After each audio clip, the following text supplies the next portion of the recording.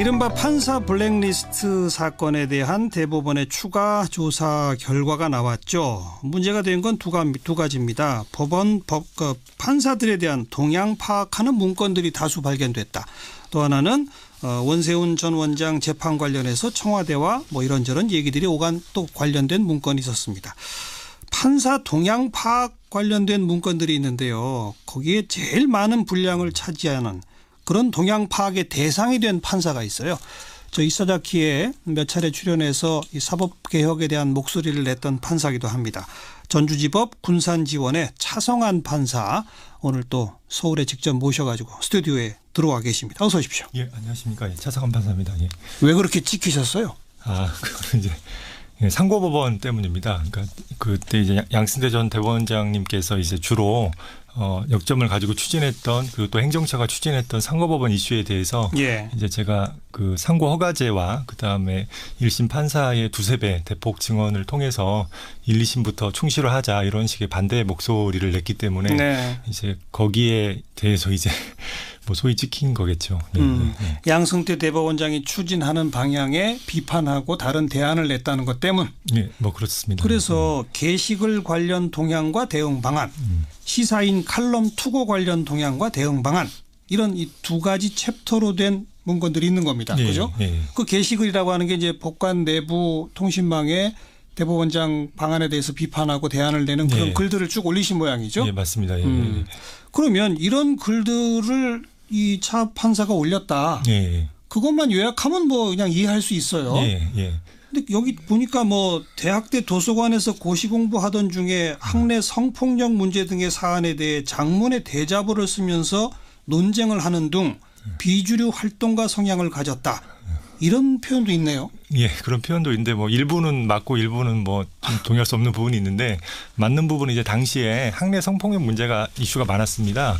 그래서 이제 실명사가 되자 이런 문제도 있고, 이제 그래서 제가 제가 지금 그 당시 도서관에서 공부하다 뭐 했는지를 물어보는 게 아니라 법원 행정처에 있는 분들이 이런 문건을 만들었다는 거 아닙니까?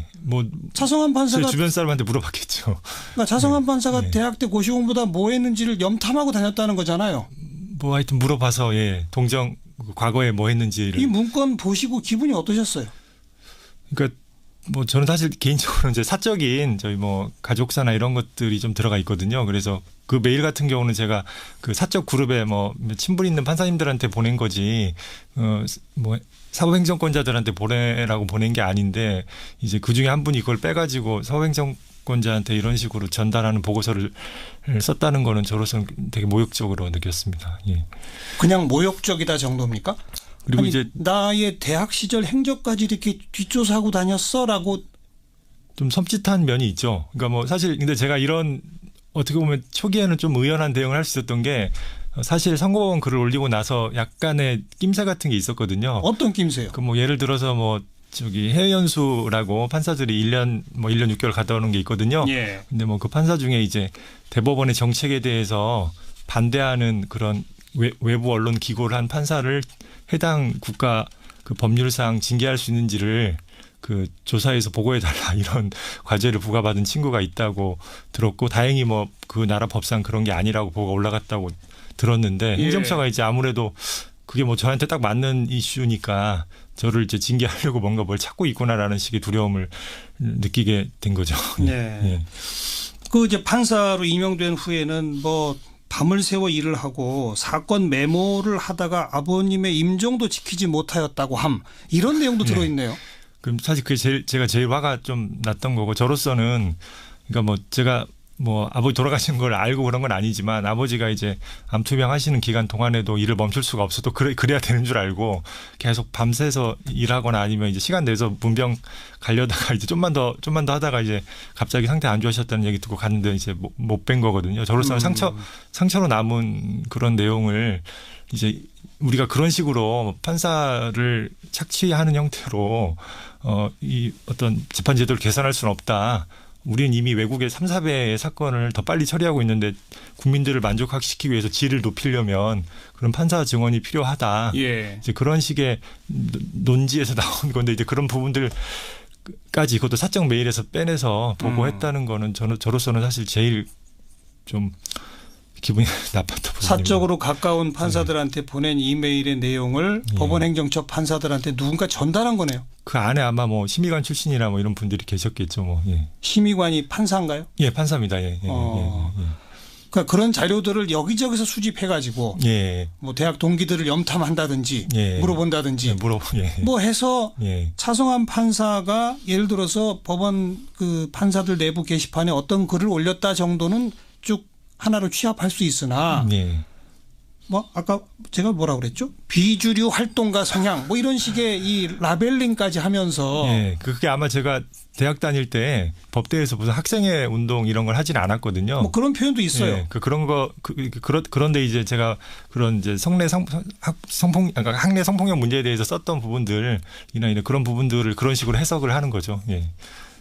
아니, 그러니까 이렇게 무슨 성향이다 당신은 이라고 누가 이렇게 딱지 붙인 거 아닙니까? 그렇죠. 뭐 사실 근데 저 말고도 뭐 예를 들어서 사법행정위원회 그 위원을 누구를 추천할지를 리스트를 만들어서 행정처가 했는데 이제 거기 보면 아예 뭐 정치적 성향까지 다 판단하고 있거든요. 그러니까 저는 그나마 그런 정치적인 부분에서는 그나마 좀 뭐 제가 무색 투명하게 지내왔기 때문에 그런 부분들은 그래서 뭐 그랬는지 하여튼 좀 참담한 거죠.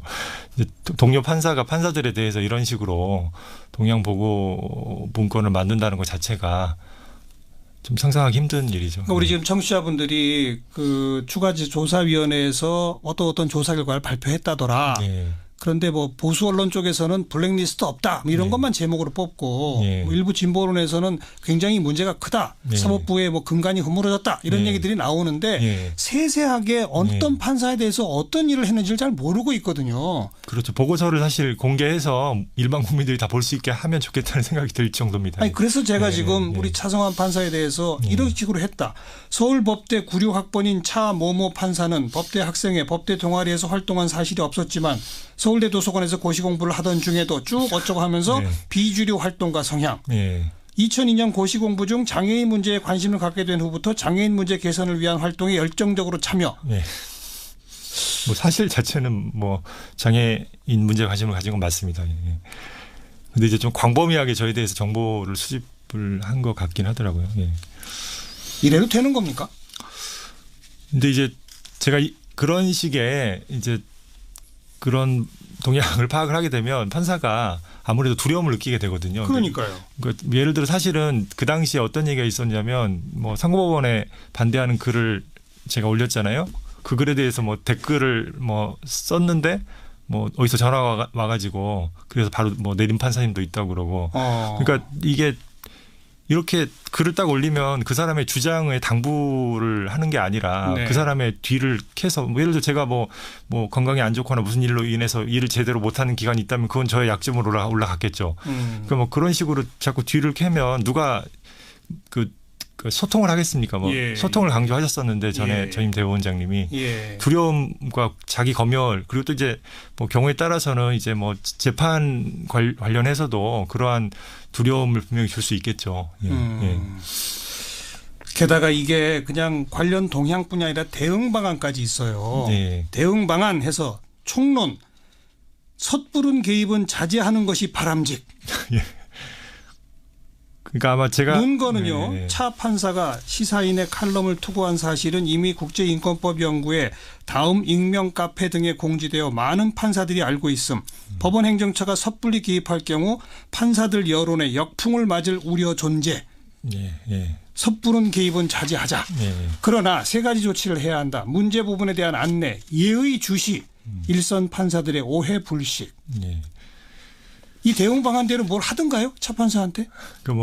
뭐 저한테 저는 그런 배경이 있는지 몰랐지만 저한테 연락을 해서 그 이슈에 대해서 좀 다른 생각을 이렇게 설득하듯이 얘기하신 경우가 좀 있었는데 이제 알고 보니 그런 배경이었다는 거는 나중에 알게 된 거죠. 그리고 이제 공식적인 어떤 사법 행정 라인에 있는 저희 지원장님 이런 분들이 이제 조심스럽게 불러서 이제 가볍게 예를 들어서 거기 나오는 무슨 겸직 허가나 보수 문제나 이런 것들을 그러저러한 얘기를 하는 것도 이제 그냥 저는 그런가 했는데 이제 그게 모두 이제 미리 짜여진 각본에 따라서 예. 이제 이루어진 거고 거기 보면은 이제 저의 친한 제가 존경하는 판사 제 친한 선후배 명단을 취합해서 관리하라라는 네. 이제 대응 방안을 제시하고 있거든요. 예. 그럼 사실 저는 제 주변의 사람들이 특정한 목적을 가지고 저를 대하는 거잖아요. 사실 그거 자체는 되게 좀 소름 끼치는 상황이죠. 예. 만약에 그게 계속 진짜로 실행이 됐다면 이제 그렇게 한다고 써 있긴 했는데 저도 얼마나 실행되는지는 알 수는 없으니까. 근데 실제로 누가 옆에 와서 이 얘기하고 예. 생각 바꾸려고 설득하고 예. 그리고 뭐 직속 상관이라고 할 수 있는 지원장 예. 등등이 불러서 무슨 얘기하고. 예. 근데 그게 또 거기도 보는 것처럼 역풍을 맞지 않기 위해서인지 모르겠지만 조심스러운 거라 저는 그냥 뭐 누구나 조심스러워하고 저를 걱정할 수도 있는 거잖아요. 그러니까 뭐 느끼지 못해. 근데 거기 보면 행정처가 개입하는 걸 알지 못하게 된다는 걸 되게 강조하거든요. 그러니까요. 그런 게 좀 소름 끼치는 면이 행정처가 동향 파악을 해서 예. 대응 방안을 만들어서 예. 이러면 대법원장한테 보고되는 거죠. 저도 뭐 단정할 수는 없지만 최소한 법원행정처장도 대법관이잖아요. 거기까지는 보고되는 거죠. 뭐 되지 않았을까 싶습니다. 그러면 그 법원행정처장이든 아니면 대법원장이든 예. 밑에 이 대응 방안대로 지시를 하는 거죠. 예. 자, 소리 소문 나지 않게 예. 역풍 맞지 않게 예. 차성환 판사한테 이렇게 해. 예. 그럼 그대로 했다는 거 아닙니까? 그럴 가능성이 좀 높은 거고 뭐 아까 뭐 징계 가능성도 검토를 하고 이제 다양한 대응 방법들이 계속 논의해서 저도 모르게 뭐가 또 됐을 수도 있죠. 저도 뭐 알 수는 없지만. 예. 인사상 불이익을 당하신 건 없나요? 그 얘기가 나오는데 제가 이제 해외 연수 갔다 와서 지방근무 3년이 있었고 그게 의무죠. 예, 그리고 네. 그거는 뭐 누구도 거의 깰 수 없는 관행이고 그 안에 사업분담이라는 것도 뭐 고만고만해서 저 같은 경우는 오히려 그렇게 선호하지도 않는 민사 재판을 제가 재판 방식을 바꾸고 싶어서 좀 독일식으로 뭐 5분 재판을 30분으로 늘려서도 해보고 기록도 뭐 훨씬 더 철저하게 파악하고 이제 그런 식으로 해서 제가 불이익을 받을 게 없었습니다. 다만 이제 미래적으로 앞으로 제가 원하는 보직에 내가 뭐 소위 좋아하는 보직들 있지 않습니까? 그렇죠. 그런데 갈 수 있을까라는 두려움은 사실 강해졌죠. 사실 네. 약간 각오한 면도 있고. 네. 네.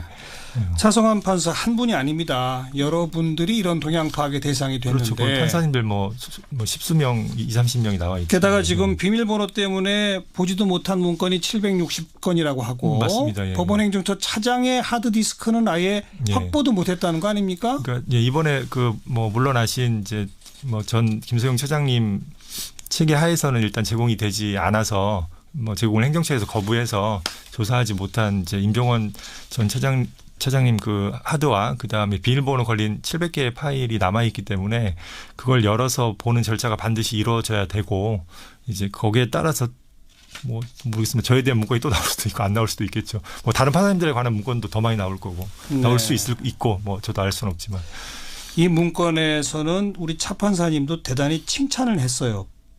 독일 연수 후에 방대한 양의 충실한 해외 연수 보고서로 행정처에서 호평을 받았음. 예, 실제로 뭐 저한테 사적으로 부탁하시는 분들까지 제가 다 잘 해드렸습니다. 예. 그리고 저는 사실 또 재판 준비에 매우 철저한 성실한 성격의 소유자. 재판 전날은 거의 밤을 새우고 수시로 야간 및 주말 근무. 그 당시에 좀 열정이 많이 더 있었던 시기. 이렇게 평가까지 하면서도 그러나 이런 문제되는 글들을 쓰고 있으니 예. 이 사람 뒷조사를 해보니 대학 때는 이랬었고 성향이 이러하니 예. 앞으로 우리 예의주시해서 이렇게 합시다. 이런 거 아닙니까? 뭐 그렇습니다. 예, 예. 이런 걸 보시고도 그렇게 차분하실 수가 있으세요? 판사는 그래야 됩니까? 제가 한번 생각해 봤는데 어느 순간 저도 이런 실체를 알진 못했지만 뭔가 이제 계속 두려움 때문에 절제하는 어떤 모습이 그러니까 뭐 예를 들어 이런 식의 의심을 하는 것도 약간 과도한 음모론에 빠진 사람으로 비춰질 수도 있거든요. 그러니까 이제 저로서 이제 뭐 사실 감정적으로 작년에 한번 저에 대해서 뭐 소위 이런 동향 뒷조사 파일이 작성될 수 있을 것 같다는 걸 알고 충격을 먹어 제가 한번 뭐 약간 뭐 이렇게 우는 식으로 한번 감정적으로 무너진 적이 한 번 있거든요. 작년에 이미. 그래서 그때 한번 이제 이 과정에서 뭔가 있구나라는 의심이 들기 시작해서 그런 과정도 겪고 해서 뭐 이번에는 뭐 자꾸 속이 쓰리긴 하는데요. 계속해서 뭐 심하게 뭐 이렇게 울질 않더라고요. 죄송합니다. 뭐 아직 사실관계는 분명히 밝혀져야 하겠습니다만 예. 왜냐하면 대법관들은 전혀 영향받은 바 없다고 주장하고 있기 때문에 원세훈 원세훈 전 전 국정원장 재판 관련돼서 청와대와 법원 행정처가 어쩌고 저쩌고 한 부분이 있지 않습니까? 그건 어떻게 생각하세요? 근데 저는 그 영향을 받았는지 안 왔는지 그 전에 일단 거기 보면 행정처가 1심이나 2심 판결의 동향을 사전에 파악해서 알려주려고 했다는 정황은 분명히 나오고 있거든요. 그러니까요. 그리고 나중에 보면 상고법원 이슈와 연결시켜서 오히려 주도권을 질 수 있다 이런 식의 네. 그러니까 실제로 영향을 미치는가도 중요하지만 마치 미칠 수 있는 것 같은 외관 또는 실제로 미쳤는지 알 수 없지만 그걸 가지고 그런 식의 접촉을 계속 이어나간다는 것 자체가 절대로 용납될 수 없는 거거든요. 예. 그 자체만으로 이미 그 서부에 대한 어떤 공정성의 외관은 이미 깨져버린 거니까 네. 국민들이 이걸 아는 순간 지금 뭐 부끄러워서 재판 못하겠다는 판사들 많거든요. 이거 읽고. 네. 네. 그러니까 뭐 대법관님들이 그 인터뷰를 하셨잖아요. 그러니까 저도 그렇게 믿고 싶고 영향 안 받았다고 네. 믿고 싶다. 그리고 앞으로 그 700개 파일을 열어봐서 실제로 그런 정황들 또 누가 보고서를 작성했는지를 세세하게 밝혀내면 그리고 실제 영향이 받은 게 없다고 되면 뭐 대법관들도 명예를 회복하지 않을까. 근데 다만 그런 식으로 행정처가 구체적 재판을 가지고 사업행정과 거래하려는 그런 외관을 보이는 것. 그리고 이제 뭐 개인적으로 뭐 다른 사건이긴 한데 뭐 정당 관련된 사건 진행 절차에 관련해서 이제 뭐 행정처에서 주심 판사님한테 뭐 전화했다 뭐 이런 얘기를 사실 저도 뭐 몇 년 전에 들은 적은 있습니다. 그러니까 뭐 좀 시기를 좀 조절해 달라 뭐, 예. 뭐 대법관 동의안인가 뭐 무슨 법안인가 중요한 법안 처리가 예정돼 있으니까. 근데 이제 그분도 뭐 훌륭한 분이어서 당연히 저는 거기에 응하지 않았을 거라고 생각을 하지만 뭐 그런 식의 시도를 한다는 것 자체가 뭐 어떤 뭐 인용 기각 유무죄가 아니더라도 네. 그런 절차에 관여하는 거 여기서도 지금 뭐 전압 회부 요구가 있었고 전원 뭐 합의체에 회부해달라고 하는 얘기들. 그러니까 근데 그걸 우리가 받아들여 줄 테니 상고법원 요구 좀 받아들여 달라 뭐 이런 식으로 거래하려고 했던 흔적들. 그런 의심을 받죠. 근데 실제로는 회부할 만하니까 했을 수도 있죠. 근데 그런 식의 외관을 가지고 하는 거래하려는 인상을 주는 건 되게 위험한 행동이죠. 예. 김명수 대법원장은 철저히 더 조사하겠다. 예. 그러나 이걸 강제 수사 검찰에 맡길 수는 없다. 예. 법원 내부가 알아서 한번 해보겠다라고 합니다. 예. 어떻게 보세요?